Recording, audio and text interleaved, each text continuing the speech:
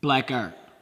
Before we enter into this panel, I would like to pay homage to the late greats Lorna Hill, Agnes Bain, and DJ Shay for what they meant to our arts, our music, our community, the city, and our artists, true pioneers and legends. Our Black Art panel was to bring these artists together to discuss several issues that revolve around black artists and black art.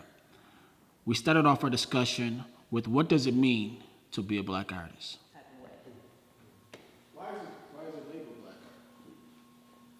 Because that's what society does. Society labels it that way. I mean, just thinking of a story when I was in high school. Back then, they didn't really have any black art teachers when I was in school. And a lot of my students that I had over 20-some years in the board, they've never had a black art teacher. But you have a lot of talented kids in the African American community. And once they get in contact with someone that they can culturally relate to, it gives them that inspiration and feel as though they can do something and be something with a craft they believe in. I mean, one of my most disappointing but encouraging moments was in high school, and I had this white art teacher tell me that I wasn't creative enough and I'll never make it. You know what I mean? One of my first shows, I dedicated to him. Thank you. Thank you for the encouragement. You know, and what it also made me learn is, even as I got educated going through college and learned to be a teacher, everything else is like, you got to think about who you're evaluating and how you're evaluating. I mean, are you evaluating based on what your experience is or what their experience is? And that's something you have to take into consideration, because what a lot of us don't understand is when you start dealing with young people, and especially kids, and they feel this talent and ability, it's so easy to discourage them from going ahead and believing in their craft. And that's why there's so many of us that have that talent that don't continue later on in life, because somebody's always telling, well, maybe you ought to do this, maybe you ought to. You don't want to be a starving artist. But I mean, that's, people, or either someone, especially in the developmental stage, when you're drawing people, well, that nose isn't correct, that eyes isn't right, rather than saying, well, that's pretty good, keep working. You know, they need that encouragement, and we need to continue to encourage them to develop that, because, to be honest with you, they're the one that's going to recreate our future and our culture in the future. And we need to make sure that we establish the fact that you have that talent and ability, and that you can keep going ahead with that. I think along with that, I think if we don't, as black people, right, anybody who controls the culture controls the narrative of that culture. Meaning, like, if we don't have black art galleries, we don't have black institutions, we're not controlling those things. So take the hip hop, for example, right? There's some black record labels, but there are no black distributors. There's no real big top five, right? So in that case, we're always contributing to the culture. We're creative, that's what we do. We contribute naturally. We come out making songs and making art. That's what we do. But being that we don't control it, we get handed down what somebody else deems it as. So it's the same way as we have to refer to ourselves as African Americans, right? My Italian friends don't refer to themselves as Italian Americans, right? Because that's American history. We are added on to that history. That's why we have Black History Month. It's not just American history. But in our history, we're a part of that history, but we don't control that narrative. We've only just contributed because we've been limited and harnessed and held back for so long.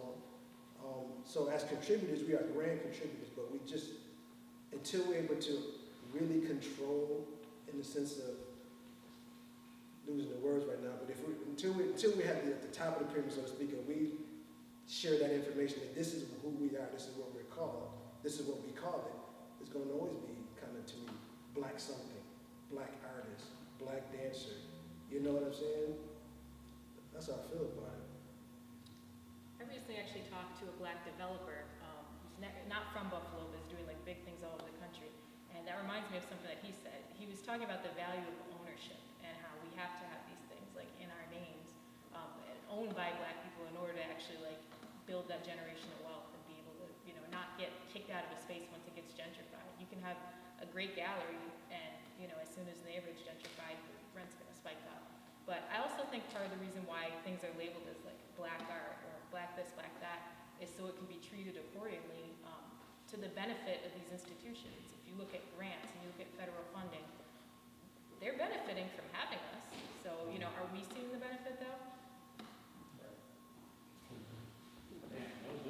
actually. some things I want to kind of talk about. Now, we had this in another conversation. There's almost like this subliminal thought that we tend to have as black people. It's like, just be black enough. Like, just be black, but don't be all the way black, because you may piss off somebody who you on the other side, right? So it's like, I'm gonna be this black artist, but I may not necessarily push my whole platform because these art galleries may not let me in, or even in my perspective, I may not voice, we had this conversation, I may not voice my political views on Facebook or social media because the sponsor I may need to put on Beau Fleuve, or this connection I may need is gonna be like, oh, Lindsay said what? Legs crossed, you know? So we have to have those conversations behind closed doors, you know? So do you as black artists ever feel that just be black enough because, you know, Aubrey Knox may not let me in, or this gallery may not let me in, or this art dealer may not necessarily appreciate what I have to really feel and really say in regards to my true blackness? I'll speak on that just because I work in really white institutions in higher ed. That's can't probably get whiter than that, than maybe the government. And in a way, I have to always recognize myself as a gatekeeper, right? And recognize that I may be the only person of color, which I am in a lot of spaces, to help navigate for other black students and black artists that I have. And so I don't necessarily think it's a subscribing to, in a lot of ways, as it is trying to navigate what it is to change policies that systems have created and then institutions have to follow. And for me, when I have black artists and have black students, I have to recognize the gatekeeping that I have, right? And I have to acknowledge some of those political moves that I have to take in order for the group under me to be able to have what they need to thrive. That was more than what I have. Like, I don't keep my mouth shut. Like, I think most people know that here. Like, I have no problem being like, so why do you have a 42-person board and only 2 black people on it? I'm waiting. Please make that make sense to me. And I'm all about lines of questioning and inquiry. Like, that's my job as a researcher, is what's going to get the best answer. And if you can't figure out the answer, then let's figure out the solution together. But that's also a form of gatekeeping that I have to recognize, that I can't go in a particular way either. Right, you have to hold them accountable, because we also have to understand that everything works under this construct of race, including grants, right, including policy, including the institutions that we're trying to get into. Even if they are our own, those grants that we're pushing and trying to get, they're also labeled under white supremacist policies, right? So there's a gatekeeping that I think when black artists get to a specific place that we have to understand our role so that it can be something else for the generation after. So I don't necessarily think it's a subscribing to, per se, as more of a navigation, which is what blackness is in this country and has always been, navigating space. I have a tendency to be a little controversial. Especially with some of the major institutions. And it is because I feel, especially now at this point in my career, I don't have anything to lose. You know, I've been blessed to have a lot of opportunities to do a lot of things. And in an interview, the interview was asking me to talk about my legacy, the work I've done, and the things I've been recognized for. You know, I told him, I said, that's not my legacy. My legacy is if 20 years, 30 years from now, some young artist is out there and getting the opportunity or experience because of something that I'm doing now. And it's also coming from a place like Buffalo that has so many issues in the art. If you can travel all over the country, there's so many different places I've gone to, that Buffalo is still back in the 60s and the 70s in the way they do things. And I have no problem speaking up on it. Bottom line is, I prefer to put myself in that position than one of our young artists that can be blackballed. Okay? You can come after me, I don't care. I've done mine. You know what I mean? But I'm not going to let you do this government system like that too. You know, and knowing some of the older artists before myself that taught me and told me different stories. I mean, when we have institutions that don't represent some of our artists here that have been nationally recognized and they're not even in their institution, in their collection. I mean, how many people actually know that William West studied, okay, under Charles Birchfield, right up the street. A black artist in the 50s and the 60s when it was very unpopular to do that.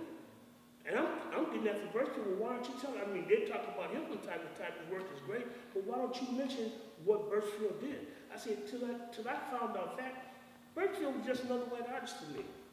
But I had much greater respect for him knowing that he did what he did when it was very unpopular to do it. And I just think some of us, when we're in a situation and we can speak up, we should speak up. You know, because the bottom line is, you know, even as artists, we're individuals, we do things individually. Remember how you got where you were. It was people that stepped up for you and put their neck on the line for you. Okay, now that causes you to say, well, wait, what am I doing for this next generation? And right now, I think that's the most important thing we got to take into consideration is, why should that next generation keep reinventing the wheel? Even as you agree, as, not, I'm gonna say older in disrespect, but more seasoned, you can kind of, you know, shrug your shoulders a little bit and kind of say, well, I can kind of say what I want to say without having to worry about it. But for that next generation of artists, how do they do that? And without being blackballed? You know, because as we said, there's no black institutions. There's no black representation. So like, it's not like they be like, well, I'm gonna say what I gotta say, but where I'm gonna be viewed at? You can kind of say that because you can go to New Jersey. You kind of say that because Edreys has been around for a little bit. I think it comes down to just, you know, we talk about the principles of Kwanzaa, and how often do we practice them? You know, like, so for example, like collective cooperative economics. That's a simple way for the next generation to really put a principle in place so they don't have to wait around for opportunities, but they create their own opportunities by blending and putting their ideas together and knowing that, okay, everybody in this room, here's what we're going to do. When money comes through and it's not fitting for all of us, or if opportunities come through and it's not fitting for all of us, and they're not moving by what we say we want, our tenements, that's what to me, that's what the next generation needs to do. Because if we're the major contributors, if they're saying they're looking for, we need a black artist for such and such a grant, and if nobody's moving, what are they going to do? Right? There's always time limits on these grants. They have to put somebody on it. They get the money, they have to spend it at some point. So collectively, it's like, this is what we want. Like, because currently as it is, to me, the opportunities are just very minimal. So everybody kind of moves in a silo because everybody has their own family, they have their own homes to put food on. So everybody can't necessarily hit the other person and know what, you know, everybody's doing. We are aware of each other, but if the opportunities were more bountiful, I just think working backwards. I mean, I think working the other way around would create the bountifulness for, you know, for us to operate and actually eat. I mean, that's my whole motto, is to eat off of the art. That's what me and my wife are doing. Like, so we're trying to build our own thing, because I believe in that. The people that built stuff before, that didn't even have technology and social media and stuff before us. 1700s, 1800s, early 1900s, that built things that are still here, right? That made efforts and contributions on their own. So that's what I think we need to do. That's what I would suggest, and I would love to see. I do think that we have to connect a little bit more back to tradition and our elders, because I think that we take a little bit of advantage of the fact that we have technology and can Google something very quickly. But there's nothing that you're going to get outside of that connection that you have with the mentor that's been there before you. And I think with this younger generation, that's not happening, to get into the spaces where they have to give that knowledge so that you know how to run game in a lot of ways. Like, and we've talked about this with the MFA. I didn't know what an MFA was. I was like, why do I need an MFA? I know how to dance. Like, I've done this thing. Like, why do I need to do that? But now that I'm in that space, I can be like, okay, Edreys, you about to do this? Let me peep you game and tell you exactly how to get through everything you need to get through, right? This generation that's coming up, I don't think that they follow tradition in the same. And I think a lot of times it's not taught either, because the collective also means you have to look at someone that's going to guide you through all of these different things that have been way more layered than we could ever imagine as Black artists. And I think that's something that when we talk about collective, we dismiss our elders that have done it before us, and also using that voice to champion so that we don't have these young artists getting blackballed, right? Like, I'm here to stand, but like, you are not going to get my work, because what people can't deny is good work, particularly popular work. Like right now, this is the time for Black artists to be just thriving, right? Like, I can tell you right now, this is the one time I feel like real comfortable in my institution being Black and being like, y'all are racist. How we gonna fix this? Like, these are racist policies. Like, you know, that there's a part of me that feels a little bit more emboldened because we are in multiple pandemics right now. And I feel like because we have what's happening in Black Lives Matter, that's also a space for us to really use our elders to guide us through what they've been through plenty of revolutions before this, and we have to use them as a tool to get through in a lot of ways, but also claim our blackness and say, I'm not going to tolerate this anymore. Great education and everything else, but I want to do something more. One thing we have to learn is, like Edreys said, we have to be in control of the situations. So I decided to get a master's degree in museum studies, okay? Because you got other people that selected your work, decide to go to gallery. So wait a minute, who's selecting his work? How's his work being selected? How's it done? And the benefit that I've had from that is knowing how to write and develop programs to create opportunities for our local artists. You know, and that's what we have to all do. Is not, you just can't be about the art. You got to be about the business of art at the same time, and knowing how it works and how it does. Now, I can be in a position where I can reach out to our local artists and say, listen, I need such. Do you want to work with me on this project, that project? And then make sure they get paid what they're supposed to get paid. Not this thing that people say, well, there's a lot of meals going on. Can you do this for me for $250? I'm like, no. You don't even pick up a pencil or a pen for $250. But people will take advantage of you if they don't think you know. But you have to also realize is a lot of these institutions all of a sudden now, we've become very popular because they're using us in their grants. Right. But we are benefiting from the money that they're getting. So, so that comes in a twofold. It's funny that you say that. So on the business side, as artists, I'm pretty sure everybody in this room has got that $250 mural invitation. Listen, I'm going to say that our dance prices are a lot lower than y'all artist prices over here. Or the exposure invitation. This is gonna provide you exposure if we let you put your artwork inside the building. And I'm pretty sure that'll help you have a meal at nighttime, right? So how do y'all navigate that on the business side? You know, particularly like you just said now is where this is the time to take advantage of it. I was just having a conversation with Aaron Hayes outside. We had a conversation previous weeks before, and I'm like, man, listen, you know, we do these events, we create these platforms for artists to benefit off of. And this is all through me, you know, and it's people who are watching this and watching these artists thrive and sitting like this. Or if they do get involved, it's $250 or $500 here and there. Ain't happening no more. You know, because these platforms gotta be bigger. And we can't continue to take the peanuts, you know, because we are in the grants. They have to fulfill some of those needs. So how do y'all navigate through that? I'm pretty sure, I mean, we all didn't took a shortcut, right? We all didn't took a shortcut once or twice for exposure or partnership, per se. So, so how do y'all navigate through that to get to that position of like, man, this is my value, this is what it is, and I'm comfortable enough to walk away from that? Well, I look at what other artists, non-black artists, like what's their price range? I want to be paid the same thing.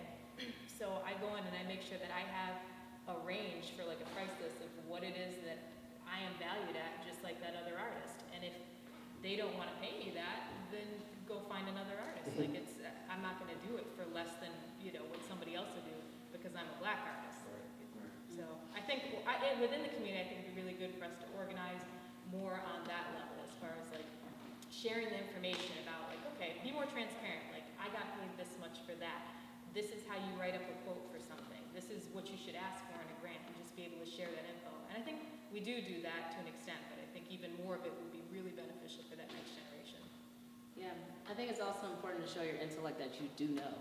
Because a lot of times institutions will come at you as if you don't know. And I would like to just sit there and just go, okay, go ahead. And then I'll say, okay, so X, Y, and Z, right? Like a lot of times there's an assumption because you're black that you're not knowledgeable about what you do, that you're just an artist, right? And I think that we have to be able to kind of flip what that looks like for us. Like I'm more than an artist, I'm actually clear about what I'm doing, right? Like like no one's asking anybody to be a scholar, but you're not going to deprive me of my intellect. And I think that's something that as artists we have to get better at in terms of being really clear about what our value is. And to know that I know, like Julia said, X, Y, and Z got this. Tell me why I'm not. Right. And when people do not like to have those conversations and have to confront what they know is explicitly racist. Like they don't want to have that. And so then they'll kind of like, oh, okay, well, so I was thinking, and then we start to be able to have a conversation and negotiate. But you have to be clear about, I know what I'm going into. I know what I'm valued. And sharing information with our other artists when we're not valued. Like, now, okay, this particular gallery space or whatever isn't, they tried to do this here, so maybe don't go there. Just being transparent about that. Now, do you guys shortcome yourselves on certain things to get that opportunity? Like, say for instance, like somebody was like, we only have this budget of X, Y, and Z, $2,000. Well, you know it probably cost you $5,000 to really get it done. Yeah. But you're like, oh man, I gotta take this $2,000, knowing that maybe on the other side somebody else they'd have offered that. Like, how does that feel? Because I know I have done it in certain situations. Like, I don't really want to take this, but you want to take it because it still provides an opportunity. You know, It's like case by case, you know what I mean? Like, it depends on the situation and like even if you do take like that type of shortcut or that pay cut, how it can benefit you in the end, you know what I mean? You know, sometimes you're doing things within the community, you know what I mean? And I've done that early on in my career, but I've been paid tenfold over that since then. You know, you give them that break because they need the professionalism that you have, and you want to make sure that they have the best thing that they can have, but their budget may not be able to afford what you're really about. But I remember something I was told a long time ago by one, I call him my Renaissance artist in Buffalo, it's Bill Cooper. You know, and he told me a long time ago, he said, you know what? He said, you give them your price. He said, if you want $100, that's what you want for what you do, and you believe in what you do and your price. If they come back to you, well, I got somebody else that can do it for $25, he said, well, then you go get a $25 job. But you don't hesitate to say what your value is and believe in your value. You're not going to always get the product you want. But one thing he also said is people respect you more when they pay for what they get. Right? I made a choice to be a father, a husband first, then became a father. And that's so like Right?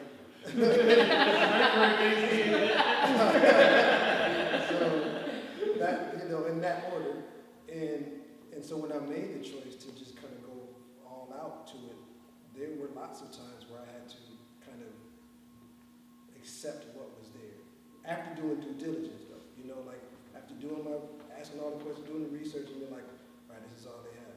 What's down the pipeline? If nothing's down the pipeline, right, I have to take what's in the hand first because I have 4 people to feed, right? So sometimes I had to do that. And then there came a point where, and this was just recently, there came a point where opportunities were coming, we only have this, we only have that. And a real close friend of mine said, she said, Edreys, you can have both. And I said, what that mean? She's like, know your value, right? She's like, this is your value. You determine what that is. I'm like, absolutely. On top of that, market value. So your value here is only what it's worth here in the market in Buffalo. You go to Charlotte, you go to New York City, LA, there's a market value there. So where do you fit in that market value? So in saying that, I know that what I'm offered here is just the market value. But so when I say what I'm worth or when I say what a percentage quote or something, I'm already giving you the deal. I'm already giving you the deal. I'm giving you the deal already. Although I didn't know this is the deal. My values are here. So, you know what I'm saying? So in those events, once I assess like what is it for? Like is it for the community? Is it like the Niagara Falls mural or whatever? Like if it's those things like that, then the power comes down to me, as a friend says, always make sure you hold the handle, not the blade. Right? So always hold the handle. That's going to cost $800. For $200, this is what you're going to get. Right? You want that? I'll take your $200. Right? But you're not getting $800 work for $200. You know what I'm saying? Right. So that's what helped me navigate now. You know, like not to leave anything on the table. Like that's all you got. Okay, I'll figure out something to do for that. But it ain't going to be this grandiose thing that you think.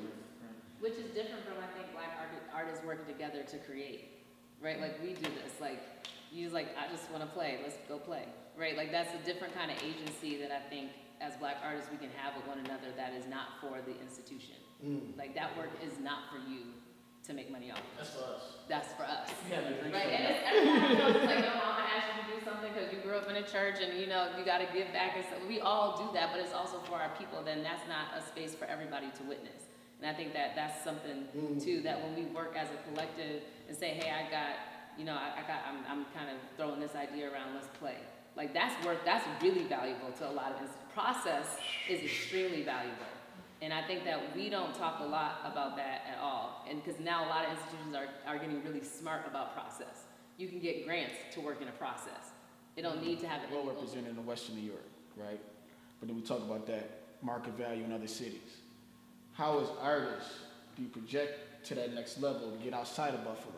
We had this conversation just the other day. It was like, well, you know, people not gonna pay the price that they would pay for out of town because it's just Buffalo and it's the mindset and so forth like that. And I was saying, you know, typically most people are gonna have comfortable to pay the $250. But if you come with $1,000 paint, they like, oh man, but they'll pay the $1,000 for the pair of Yeezys or whatever have you coming up. So how do you say, okay, well this is here, but how do you get to that next level to go abroad? How do you do that so that you can be really? Because I feel is that in an area like Western New York, is that you really become valued when you go abroad. Long as you're here, you value to an extent. But as soon as you go abroad, that's when the value, oh, they're from Buffalo, let's come back. We have X, Y, and Z, we got $50,000 for you to work with. Well, now you do. You know? So when is that? How does that happen? When does that happen? Because we talked about you like I'm trying to navigate to get to that point, and I'm pretty sure you have done your research on how to get to that point. Well, I'm just trying to talk to galleries that are in places that I would want to connect with, like Atlanta, New York. I really think everybody thinks New York City is the main one, but to me, I feel like it's so congested. So I'm looking there, but I'm also thinking, you know, where else beyond that? Because there's other places besides New York City. Yeah, so just kind of thinking. And also I think maybe a mindset too, to just know that it's totally possible to transcend Buffalo, even though like I love being an artist here. We have the talent, the ability, and why wouldn't we, you know? Still navigating that, figuring out, doing the same thing, doing my research, asking questions, being very as visible as I can in however many ways that I can, because you never know where it's going to come from. The opportunity or the alley might come from. For me though, I mean, I've been here all my life, and I had a vision to be successful here, successful meaning be able to put food on the table and provide for my family as an artist living in Buffalo. It's just always been my goal. I just had the goal to kind of flip that paradigm, because it is, to me, visually speaking, that is like the antidote to be like, you know what, I'm out, I'm going to such and such. And you're going there with the same skill set, but you're running laps around people in the other places because Buffalo has a grit that other cities just don't have. Running laps around people are like, where do you come from? Like, I'm from Buffalo, right? So it's just always been, and that's why, to answer the bomber right about it, to answer that is that I think Buffalo has that notion in that thought process of, oh, that's just Naila, yeah, I've known her for a long time. That's just John, that's just Skeese, that's just Julia. I went to school with her. We're so tangible, right? We're so tangible. It's like, right? Oh, I got her number. I call her up now. It's the distance, right? It's the distance, and it's the perceived thing of success too, because now they don't see you often. They only see you through what you've shown. Yeah. And it just looks like, oh my God, right? So it's all this perception, but it's just my goal to kind of make it work here. But saying this now, as I told you earlier, 2 years. That's it. Two more years out of me here, man, and that's it. If it don't flip then, it's on the next generation, man. It's on the next generation. So how do you get to that point? Because you in Jersey, but you're still here, and you like, man, 2 years I'm about it here. I'm out. Yeah. So where does that threshold come for Buffalo? Because Skeese was 31. Yeah, 31. You gonna give the town 10 more years? 5. See, See, that's the thing. See, I'm a little different because in performing arts, our careers look different. Like I've already had my national, international career. I just moved back here 3 years ago. And so now my placing is very different. So my national and international scale is through the academy in a very different way. And so navigating that, like I've been fortunate enough at Buff State to have black administrators, we do have a lot of black administrators there, be like, okay, I recognize that you just did all of this stuff.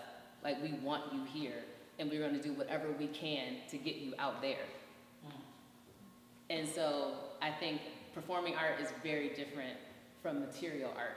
And so they have a longevity in a way that we don't. It's almost like looking at athletes. It's like at a certain point, it's like, all right, so what's your second life? And right. And so mine is really cultivating a space here and using the institution for what they have and using the people that value me to help propel me and Buffalo in a different trajectory. Right, so people can say, oh, she works at Buffalo State, she's really doing dope work. I'm going to teach a class in Rhode Island, I'm going to Kentucky, I'm going here, I'm going there, I'm going there. So for me, it's a little bit opposite. It's almost putting Buffalo on the map in other places. When I go, they're like, you from Buffalo? Like they got that in Buffalo? Like they're so shocked. It's true, like they're really shocked from the talent. Like we have amazing talent, particularly in dance, that like typically people don't tend to come back because there's never any space for them to come back to. And like I've been like fortunate to have Carlos Jones as my dean at Buffalo State, he's from California, and he was like, we need you here.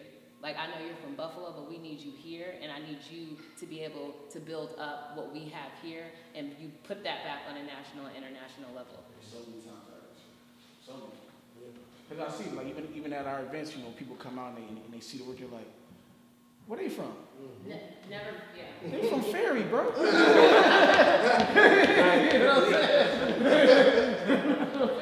See, just to piggyback on what she just said, it's like, it's interesting because I got to a point where I said, I gotta leave here.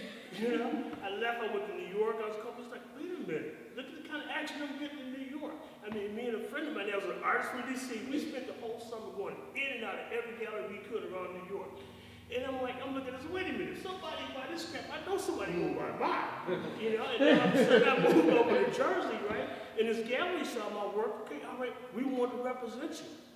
And the only thing that actually really brought me back here was the fact I got a call from Mayor Massiello at the time, and they wanted to do a billboard on the Buffalo Sabres. And there's no way I was going to pass up the opportunity as a black artist to go on the white hockey team. That to me was Sports. Football, basketball, not even baseball. Football, basketball. I'm not talking about art. You're not talking about dance. You know, we talk about dance, but it's drilling and so forth. Like it's not the actual art of dancing. You know. So how do you educate that other side? Because we sit here with a panel of black artists, and I know many of us are not looking to teach on this side of Main Street. It's more or less to get those other kids who are drawing at home. Like I remember me and Edreys was talking about this. It was during quarantine. You know, my daughter was like, you know, Dad, I was in the room one day, she was just drawing. I'm like, oh, you know how to draw. So then I had some canvases in the basement, put the canvases in the sunroom. Now she just goes in there and she's doing all these different little textures and making all these little paintings and so forth like that. I'm like, oh, like you really like doing this.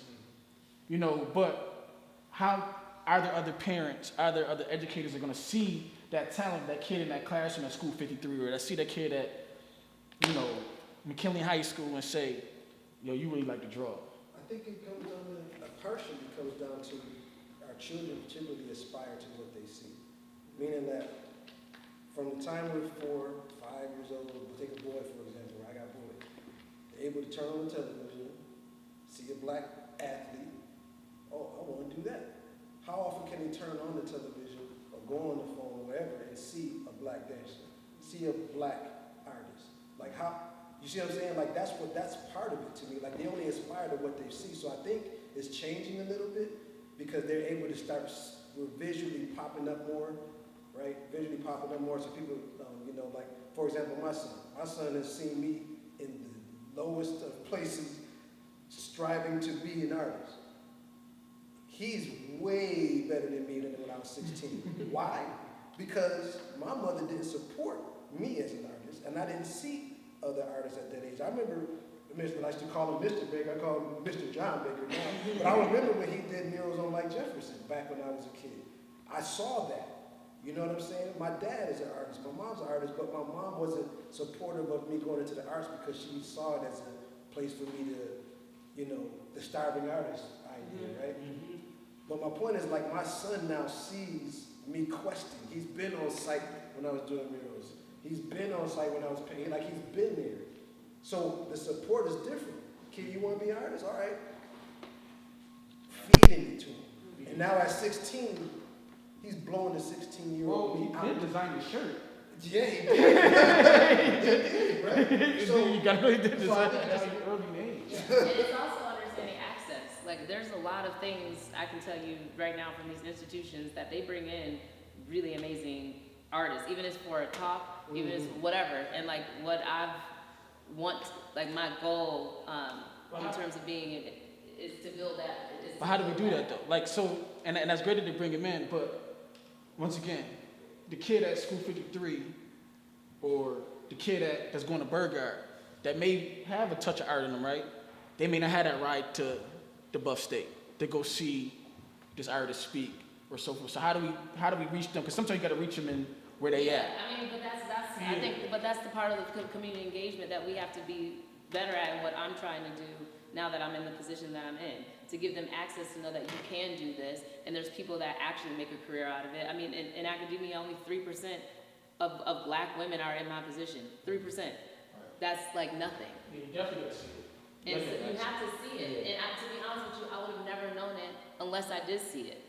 And so we have things that come here, but it's very exclusive because of what you said, transportation, people not knowing, they're stuck in silos, it's only for this type of institution, it's only for this type of institution.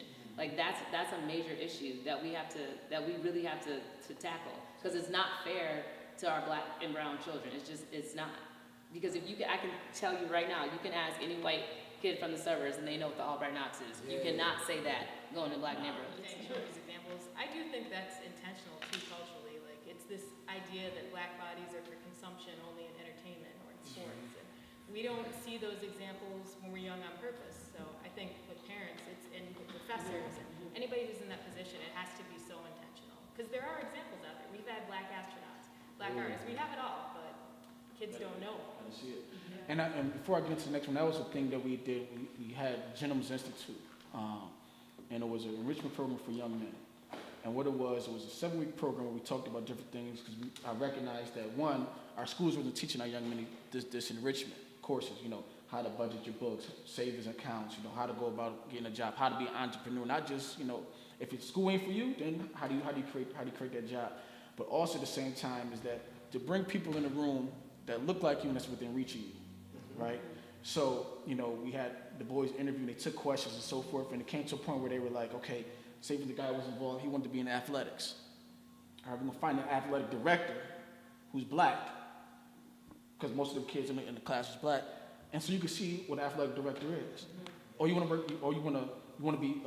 still wanna be an athlete? Okay, well here's the director of sales on the front office, and we took him to the Bill Stadium to show them that it's more than just playing on this field.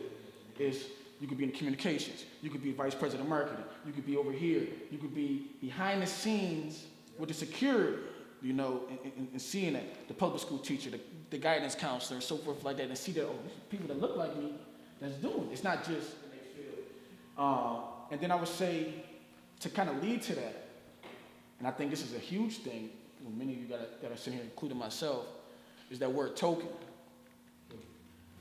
Right? Is that word token. It's like, okay, we need a black artist. We call John. we need an educated black man. We call Linton. He can come speak and smile and look good. We need a black rapper. Let's go, Skeese. We need a black dancer. Let's call Naila. You know the black? Let's call Julia. And it stays here. But you know, it's interesting because, I mean, I've been debating for years with these cultural institutions. It's like, okay, you got all these programs going on, you're bringing all these artists, but you're not using your local talent that know the people in the community that will come in. They need to be your conduit in order to get the community involved in these projects. Oh, we brought in the black artists, nobody came. Okay, did you have any local artists involved in the project that the community can relate to? I mean, I can remember at the time a friend of mine told me, this happened not too long ago. She's big in the arts community, fundraising and everything else, and she had like, from this big institution, she had 8 or 9 people come in about this project they're doing. Only one person within that project was black, and that was the artist. Everybody else from the institution was white. She stopped them all. As soon as they walked before they sit down and said, well, what's wrong with this picture? You know what I mean? It's like you got all these decision-making people right here in the process, and you don't have anyone, because sometimes if you don't have anyone to check you, because you don't know, you're going to step out of line. And you need somebody within that circle that has the power to say, no, that's not the way you do it. This is how this is going to be perceived. But if you're worried about that person saying something or what's going to be said, it's like, my thing is, I tell them all the time, there's nothing when a group of white people come in and they're talking to everything else, if they don't understand, then it's up to me to let them know. And those people like us that are in that position, that's what we should be doing. So, no, that's not the way you go into the community and address them. You're not going to get any support by doing it that particular way. I mean, Edreys' son, I love his work. I'm sitting in this meeting, and I'm telling the artists I want, and I talked to Edreys about it. I want his son in there. And this one white guy from this institution that also, he's a youth and everything else. We can give him a stipend and everything else. I said, oh, hell no.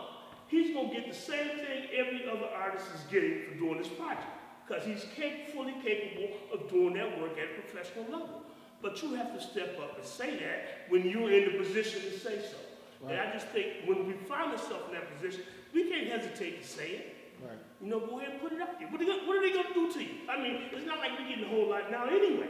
I don't necessarily care for the word token, but someone that has to navigate that space as being the only black or brown person that can make a decision or that has some type of power, that's your job, is to make sure that I'm not extracting someone from the community, I'm using their labor, and then I'm disposing of them and not caring about anything that they do. But to that word token, I think we see because we. It's like I need a black dancer. Let me hear it. So how do you switch that word from being a token to being the gatekeeper and say, okay, you know what? You want to use me, but guess what? I got these young men behind me that got to come and get this opportunity as well. Someone that doesn't want another black person in the space with them. Right. That's different. Yeah. If I'm a token, I don't want anybody else because I want to get all this white privilege around me and I want to be indoctrinated in whiteness. That's very different. So how do we change it? Because I think in our community we do have that. We do have people. I know I see people in my field that just want to be the token. The only. I want to be the only one that's represented as, in real estate, I want to be the only one that represents, the black man. That if you want to sell your house to black, you want a black man to sell your house, call him. The safe one. The safe one. A gatekeeper is someone, you could have black gatekeepers, good or bad. I'm not saying gatekeeping is great either, but I can be a gatekeeper and say, you know what? I know there's a position open and we need a black and brown person to fill that position, and I know somebody that's able to do that. I'm going to get on that committee to make sure that person gets hired, at least has a chance for an interview, bare minimum. Have totally benefited from that, because initially, when the Freedom Wall started out, there were no African American artists on the project. Now, this is the African American History Wall. There are no African American people, artists, historians, or whatever, on the project at that time. But it was the community that said, no, what are you doing? We got historians, we got artists and everything else. How come they aren't involved in that project? And to be honest with you, it's one of the biggest public art projects they've ever done. But it took the community to speak up to make that happen. And we benefited. I mean, we're here now, we're getting more recognition now because of being put in that position. Yeah, we asked our community more to educate them, so that, that's what happened. It was like, wait, what? You don't have no black people? That's an uproar right there. The community can always fight for you a lot more than you can for yourself within the institution. We don't need people in the institutions that are black to lose their job. We need them there. The community doesn't have anything to lose cussing them out. And that leads us to the last topic of discussion, which is those opportunities and also the disparities. So actually, that's me including this panel is Erie County Legislator April Baskin. We actually meet with her tomorrow, and she's actually going to be introducing a legislation called My Percent for Art legislation, which will require the county to dedicate a percentage of a local government's contract on given capital improvement projects and infrastructure budget annually for the commissioning of public artworks, which will usually be sited in or adjacent to a building projected or constructed. So this will basically be a policy that will make the county guarantee a percentage for public art, and that'd be directed towards hopefully people, artists of color and so forth like that. And as we see, we're talking about these opportunities that need to be had throughout our community, whether it's a $100,000 project and it's $1,000 or $5,000 put to the side for this project to be happening. Those opportunities, but at the same time, I know April has been pushing for more opportunities through Erie County with the grants and so forth like that. But what are some of the disparities that you have seen over the years with getting those opportunities, getting those grants, and how can we find a solution? Because I'm one of those people like, we can talk, we can kumbaya, let's get to the solution now. Because we want this conversation to be broadcast, and some people are like, okay, what do we have to do? Because each of these people sitting in this chair means something to the community. They're getting called on for multiple projects. They are fabric in this community. So how do we get those grants? How do we get those opportunities? And what are some of the disparities that we are seeing, that are happening previously or even right now? Well, the first thing is learn how to write them. I mean, like, I don't care how great your project sounds, if your writing is trash, it's not going to get accepted. Because when people are looking at grants, they find the easiest way to dismiss them. The people that, a lot of times they're doing that because they got placed on a board to do that. They're just like, okay, I got to get through this. Right, so they're looking for literally minor mistakes. And so that may need you to pay a grant writer that are going to do it and may give a cut to that. Like, a lot of times I think as black artists, we want to do everything ourselves. As black folks, we want to do everything ourselves. But sometimes it's okay to allocate that to someone that is going to do it well, and they can pay attention to those fine details, which typically get black artists out of those grants very quickly. But then also we see the disparities as well too, that they setting up these grant processes so detailed, knowing that we ain't trying to pay the too. I mean, there's language in there. It's like, I gotta read. It's like, I'm in this world, and I'm like, oh shit, I don't know. That's a different kind of jargon. I haven't, because it's constantly changing. So if you're not speaking to what is current in the field in terms of language, that's already going to dismiss you too. Right? Like, and also knowing what grants you should and should not go for. Like, don't waste your time writing a grant that is not for you. And a lot of times I think that we don't understand. Like, we're like, oh, there's this grant available. Cool. That grant may not work for you. Don't waste your time on that. Let's find some other grants. And also finding national grants. There's so much money out there on a national level that we get so stuck here just in Erie County, and everybody's pulling from the same pot. You can get your work out there on a grander scale doing national grants, right? Doing international grants. Your project is just as thoughtful, and they're the same type of people looking at them. The same work you're doing for something here is the same work you can do for a bigger pot of money. Outside of the fact that we know the institutions that get the lion's share of whatever comes through the city. I mean, that's probably one of the hugest disparities. To know that when the money comes through, it's gonna plop in these areas first, and then, the Ujimas, the African American Culture Center, like all those are literally, whatever's left, they're all trying to draw something from that to do something quality for a year's programming. You know what I'm saying? And so you're talking about these theaters that have actors, actresses, writers, whatever, that all get paid from this, but what they get paid is very minimal. Like, you know what I'm saying? So your aspiration to do your craft for a living is marginalized because of that. Like, you do it because you love it. Everybody's going to do it if they innately just kind of love it. But to me, I think that's part of it too. It's just the trickle out of not really having ownership, Access to further education, like, for example, with murals, you want to get on a lift, you have to be lift certified, which, we get, but, stuff like that, or even workshops, things that you can't necessarily get from the colleges around here. I think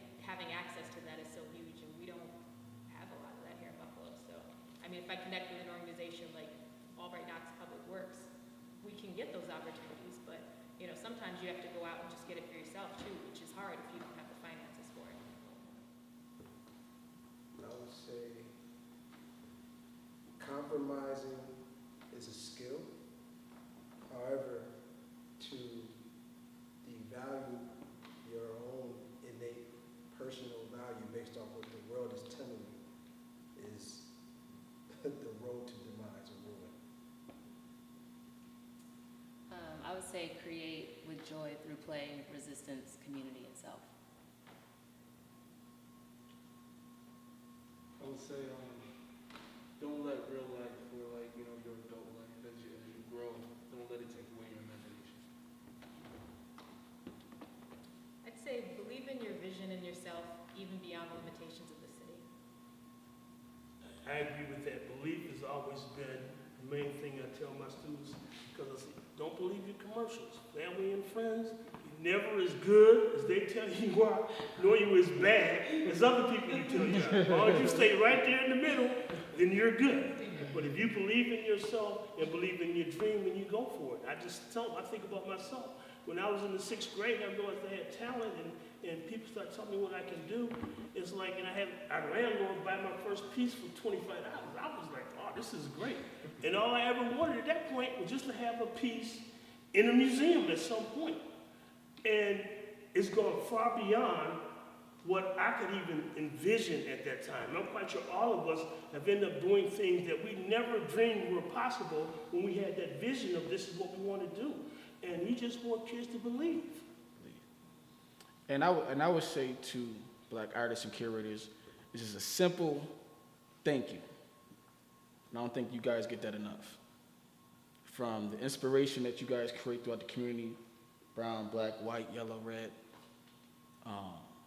the sense of joy that you create to the next generation, the excitement, the thoughtfulness. So just a simple thank you, because what each of you do means something to somebody. And I know many times as Black folks and as artists and as curators, we don't always hear that. We just keep plugging away, right? So just a simple thank you.